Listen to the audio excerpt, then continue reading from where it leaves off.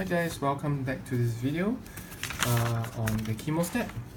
And the last video we just stopped here where we had some coefficient for how the cell actually consumes substrate and how that relates to the production of cells in this Yx by S.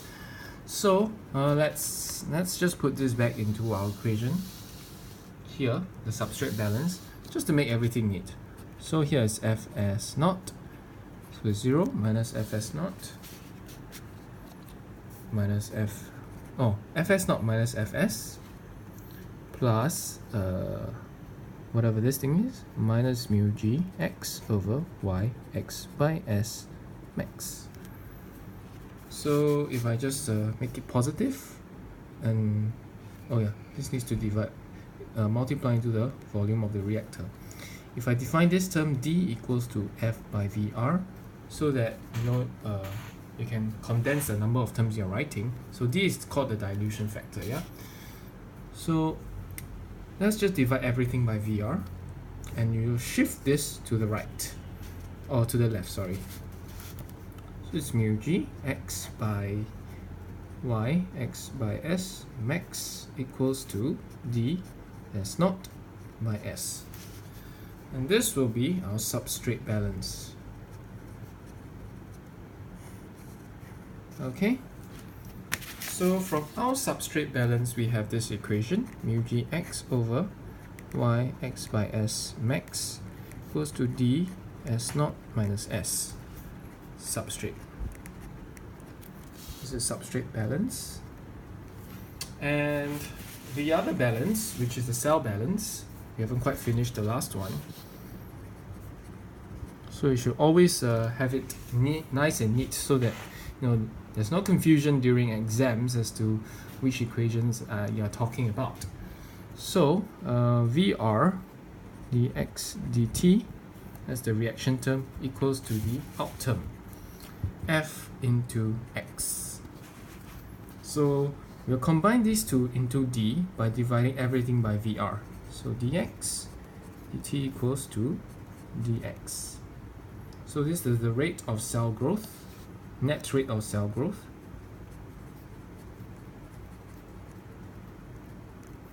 And that is equal to the output of cells. So dx dt, dx dt equals to mu net into x. And in this case, mu net equals to mu g, for this case only. So that was our fundamental assumption. So mu g x equals to dx. So mu g equals to d. Now this is our cell balance. Alright. This is our cell balance. This is our substrate balance. And the other thing is you have our kinetics, the monod kinetics, which are shown as follows here.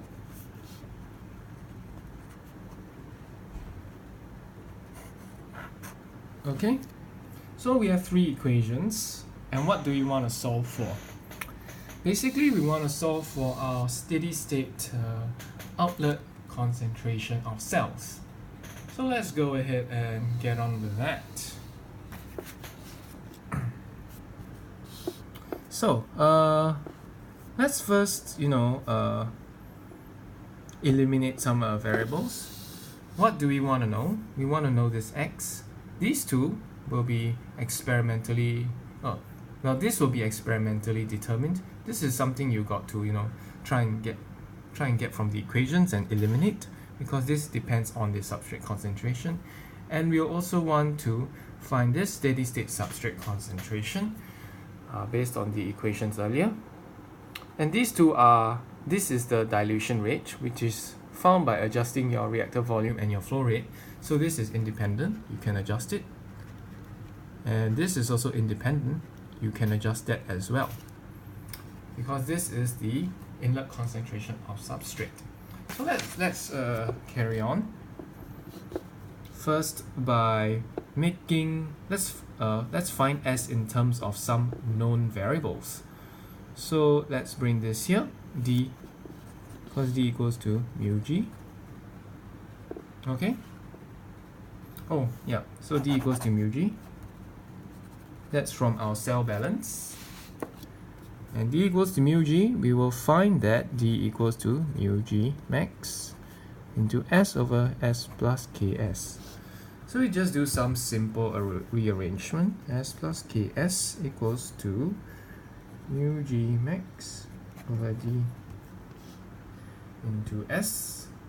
So just replace these two, and then we'll swap. Actually, we don't. Yeah, we can swap. So we'll make s the subject. So 1 minus mu g max over d equals to minus ks. Okay. So let's just bring this to the bottom.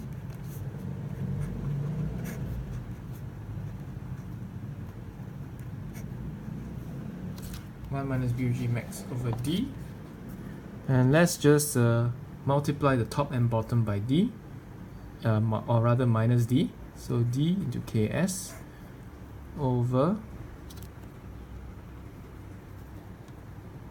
mu g max minus d. So that is the steady state substrate concentration. So this is done by combining our Monod kinetics and cell balance. Okay, so let's just put that back into our equation. And over here we also find that we can simplify as well, because mu g equals to d. We can just cancel these two out. So that's putting in our cell and substrate balance together, because this is from our cell balance, this is from substrate balance. So with our cell balance in, we can just eliminate these two to make it very simple. So we are left with x equals to yx by s max s naught minus s, and that makes it very simple. You just need to substitute whatever we have already known of s. So that is equals to ksd over mu g max minus d. So we can see now the steady state, because we want to grow cells, right? We can see what actually affects the cell growth rate. So the outlet concentration is dependent on some experimental variables. You have to find that out yourself, using experiments. And of course, if you increase the substrate concentration in the inlet, cells tend to grow faster, which kind of makes sense. If you increase your dilution rate, of course your outlet concentration will be less because it's diluted, of course. And when mu g max equals to d, so basically when mu g max equals to d, that means that you are running at the maximum so-called concentration, or rather the maximum dilution rate. Any more than that, if d is more than mu g max, you have what is called a washout situation, which kind of makes sense, right? Like if d is more than mu g max, this whole thing will be a negative number, I believe. Yeah, but okay, regardless, physically you should know, right? Like if you are washing out the cells faster than they can reproduce themselves, then eventually the cell concentration inside the reactor or the chemostat is going to be 0. And if that's the case, you'll have a washout where all your cells are being cleaned out, and then your reactor cannot work. So careful care must be taken to always ensure mu g max is more than d. This is a constraint that must always be observed.